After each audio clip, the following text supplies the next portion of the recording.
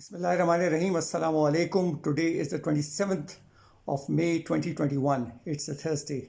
Uh, Last Tuesday, the Australian Prime Minister Scott Morrison announced that the Australian embassy in Kabul would be closing down. And they will be closing down tomorrow with effect from Friday, which is tomorrow. This does indicate a certain degree of panic uh, f- by one of the closest allies of the United States of America.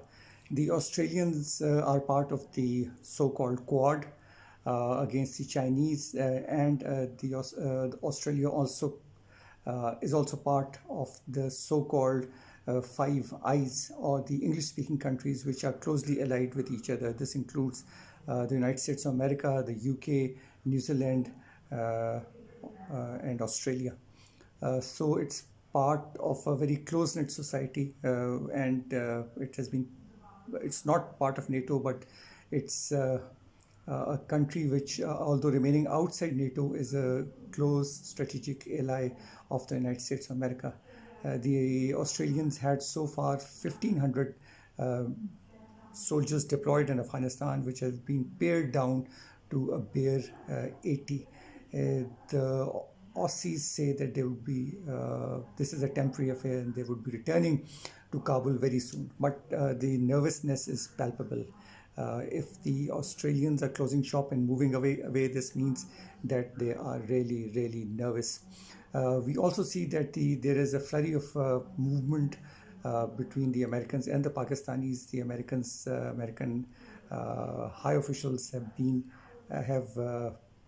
in contact with the Pakistani officials at an increased basis.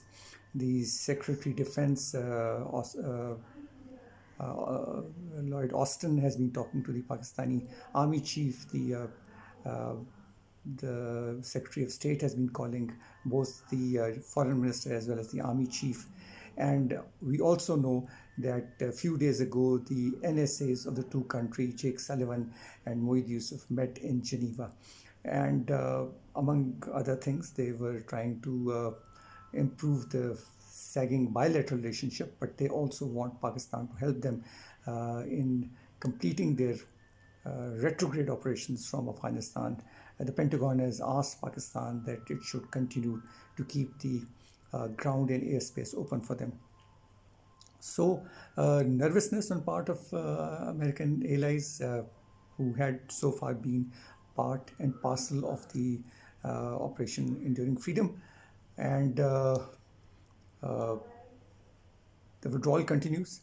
The Taliban are becoming emboldened by the American withdrawal. American withdrawal also, when Biden came into power, he said that he would revisit the entire deal.